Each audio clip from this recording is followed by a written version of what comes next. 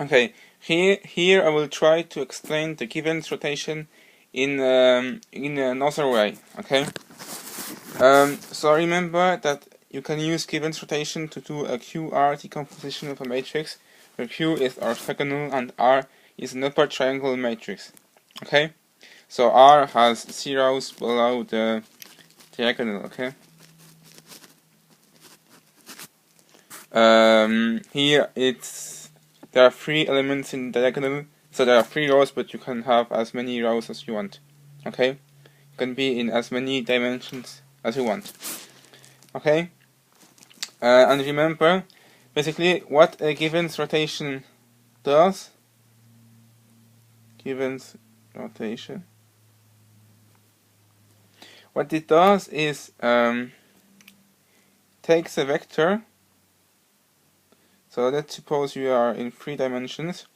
It takes a vector and it rotates it.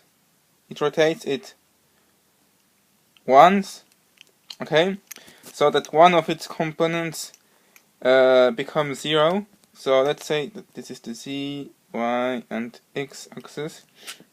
So here, if the first time that we rotate it, we will be in that plane, in the xz plane, so the y component will be 0. Okay. And then we will rotate it a second time. And so here the z component will also be 0. Okay.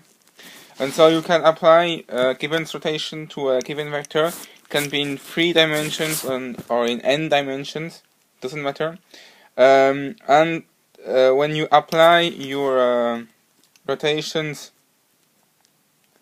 to the matrix that you want to do the QR decomposition of, you will get your upper triangle matrix. Okay, because remember, you annihilate the components that you want to be 0. Okay, and Q.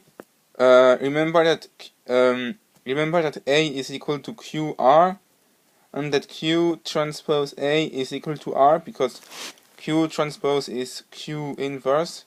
So remember, so if you multiply on the left by Q transpose, we get Q transpose A on the left and Q transpose QR on the right, but Q transpose Q is the identity matrix. Okay, and so Q will be equal to Jn J2 J1 transpose, sorry,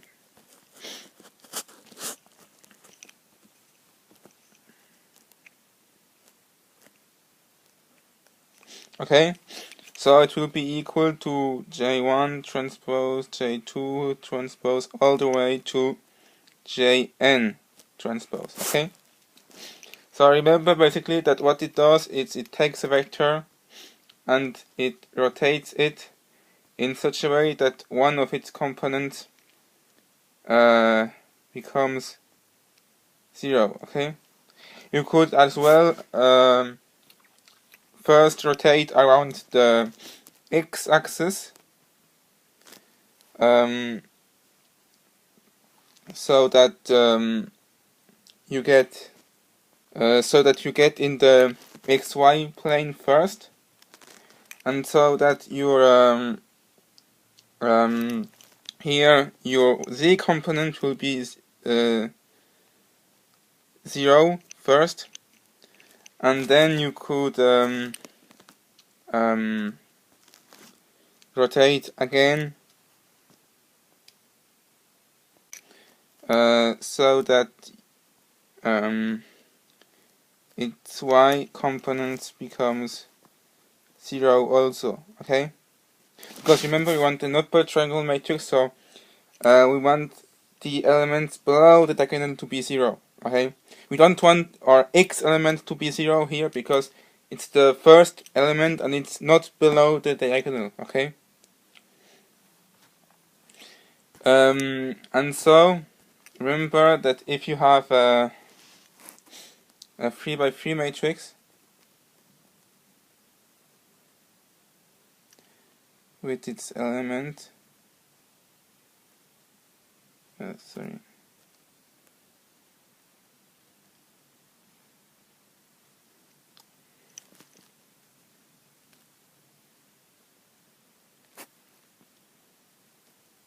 Okay. Remember that if you want to first eliminate A21, which is in the first vector in the matrix A, okay? So these are column vectors, remember? If you want to eliminate A21, you have your given rotation,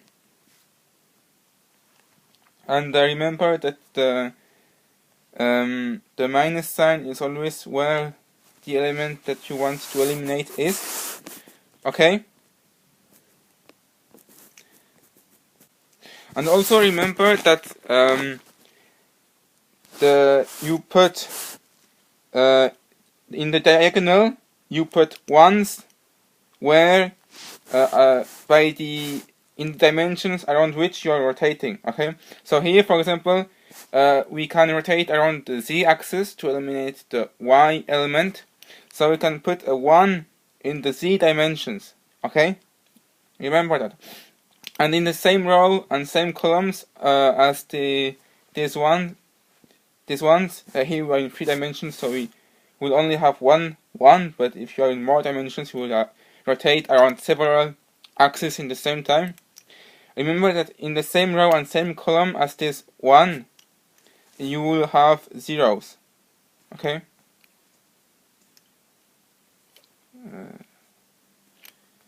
We'll draw it a bit better. Okay? Now, what I want to explain in a bit different way is how do you put your cosines and your second sign, positive this time, in the matrix. How do you do that? The two cosines, basically, you put them in the diagonal of your given notation. Instead of ones, you put them in the place. You put them in the diagonal. You put them in the diagonal in the dimensions that you are rotating. You put them in the dimensions of the plane that you are rotating. Okay, so here we will rotate the xy plane, for example, around the z-axis. Okay, so you put a 1 in the z-axis because you are rotating around it. Okay, you rotate around it, but your xy plane that you rotate,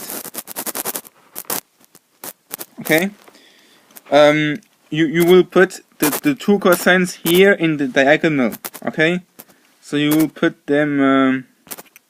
Let's maybe do that in another color. You will put them here. Okay, or let's do that in red because we draw the plane xy plane in red. Okay. Okay. So instead of ones, you put the two cosines in the dimensions of the plane that you are rotating. Okay. And then the two cosines, the negative sign and the sign, they always need to form like a square. Remember that. The other sign, so the other sign will be here necessarily, and also remember that the two cosines, they form a diagonal, and the two signs, the sign and negative sign, they also form a diagonal. Okay, so you could find where to put the other sign also like that. Okay. So remember, you put ones in the diagonal of the dimensions around that represent the axis around which you are rotating, and the plane that you are rotating, the dimensions of the plane, you don't put ones in the diagonal here. You put the two cosines. Okay, that's what I wanted to say. Okay. I hope this can help you. Okay, and so Thanks for watching. Oh, first I will. I thought I could just also do the second rotation. Okay. So I just want to do the second rotation to make it a bit more clear. Sorry. So suppose that you have done your first rotation. Okay.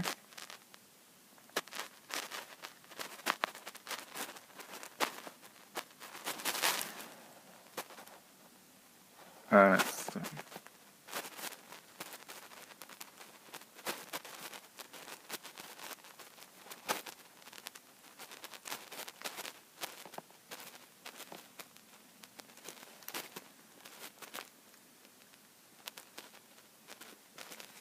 okay. So we got 1, 0.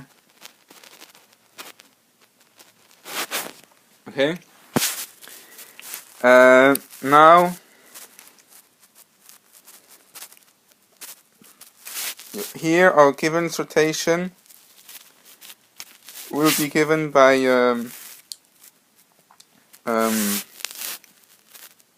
so remember you put a negative sign where the element is that you want to eliminate.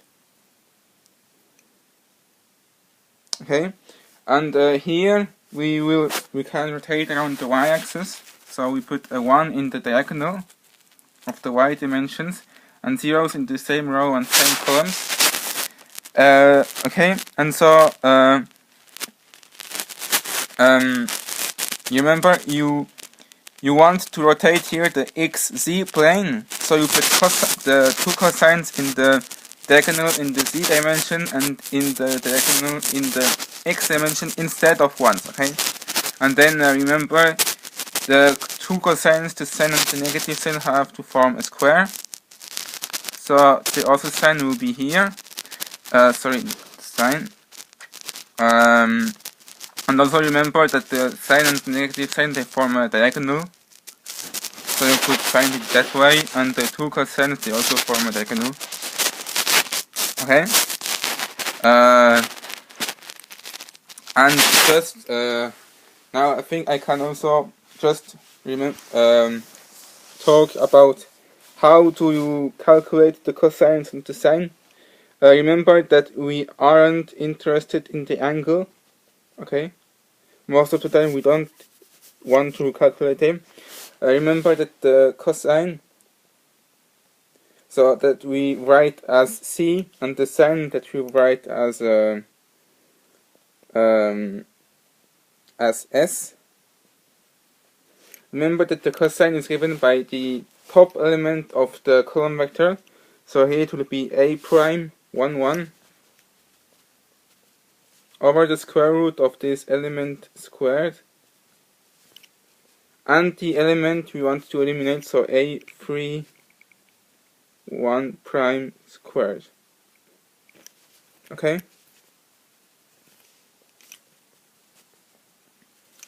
And the sine, it's the inverse, it's the element that you want to eliminate, so a31 prime over this element squared plus the top element a11 prime squared. Okay. And remember that this formula, they come from trigonometry.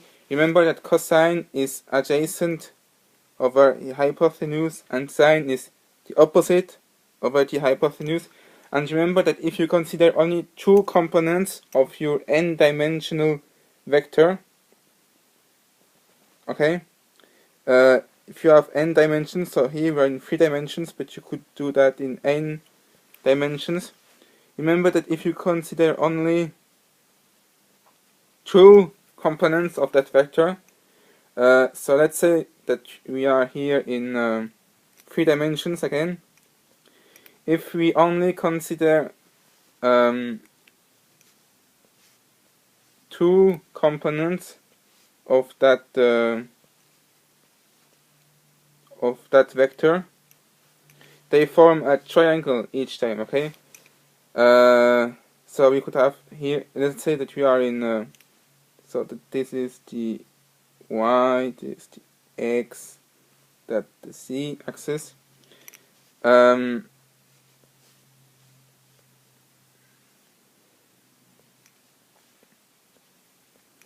Here, if we consider only the y and the x component, we can form a triangle.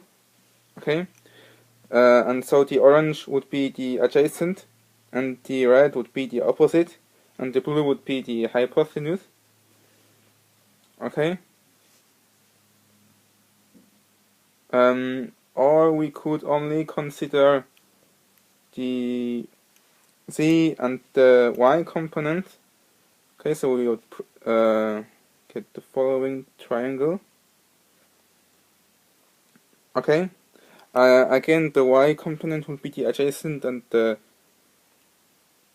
z would be the opposite in this time.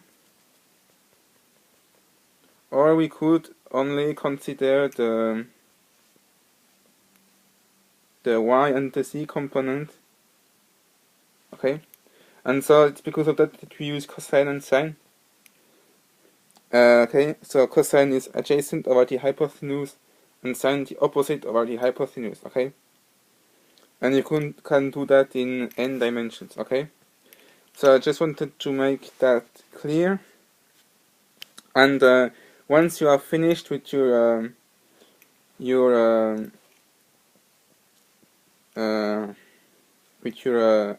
first column vector, you only consider the first submatrix. Okay, and so you only consider the vectors component according to that submatrix. Okay, so here in 3 dimensions, once we are finished with our first column vector, we only consider the 2x2 submatrix. If you are in n dimensions, so 0,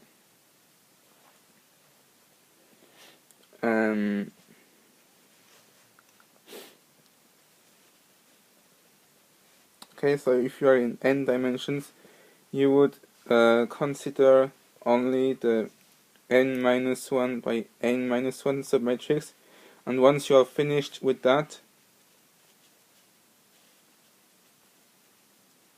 you would consider the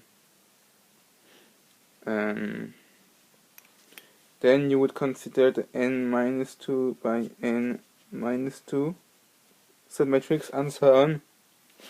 And then your formula for cosine and sine, they don't change, but the top element will be the top element of the vector in the submatrix. Okay.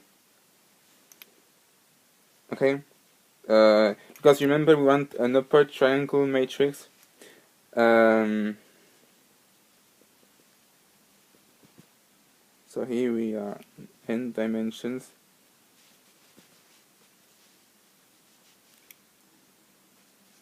Okay, remember that, and so we don't want all components of the second to the nth vector. You don't want that the components of the second to the nth vector we don't want that these components become 0 except one.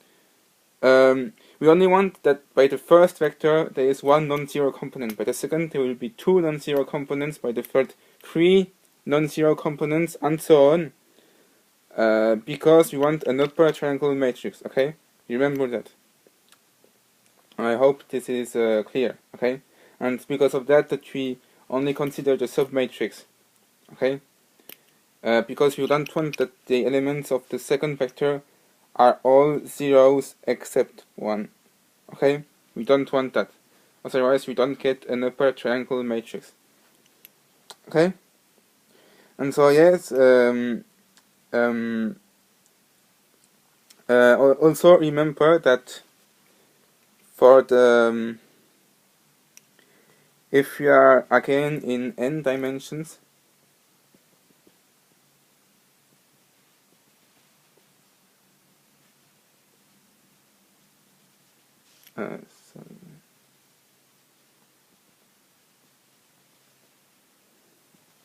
okay, your Gibbons rotation, you build it according to the submatrix. Okay, But then to be able to multiply it with your matrix, let's call it M, you need that to have the same columns in the givens matrix as your matrix has rows, okay? But because you are one dimension lower, so if M is n by n, and J would be n minus 1 by n minus 1 if you only consider the submatrix, okay? What you do is you take your givens rotation in this n minus 1 by n minus 1 dimensions, then you add a 1 in the diagonal and zeros in the same column and same rows, okay? Okay? So you have again the same number of columns as M has rows, okay? And so you can repeat that once you consider the submatrix, so the n minus 2 by n minus 2 matrix, your givens matrix will be your givens rotation matrix will be in n minus 2 times n minus 2 dimensions, and then in this case you will add 2 ones in the diagonal and your givens rotation. So here you will get, basically you will get your n by n matrix, and this matrix here would be in n minus 2 by n minus 2, okay? Then you add ones in the diagonal and zeros in the same rows and columns. Here that would be the same, sorry. This matrix here would be n by n matrix again, but this one here would be n minus 1 by n minus 1 matrix, okay? And so you continue in that way. You always only consider the submatrix, okay? And so on and so on. And then if you apply all these givens rotations to your matrix, let's call it M again, you will get your upper triangle matrix, and all these rotations will be equal to Q transpose, and so you can find Q.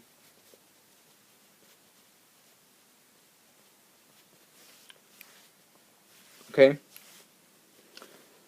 So yeah, I think that's all. So a given rotation, it's rotations. Basically, you rotate your vectors so that you get one non-zero component for the first column vector of the matrix, two non-zero components for the second vector, three non-zero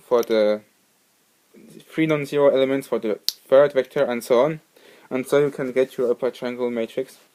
So it's an alternative to the Householder transformation or the Gram-Schmidt procedure. Okay? And so yeah, you remember you rotate around axis, and you rotate a plane around the axis. You put ones in the diagonal of the axis around which you are rotating. Okay? And you put the two cosines of your given rotation matrix, you put them in the diagonal that are in the dimensions of the plane that you are rotating, okay? So, and the negative sign is always in the same place as the element you want to eliminate, okay? So, thanks for watching.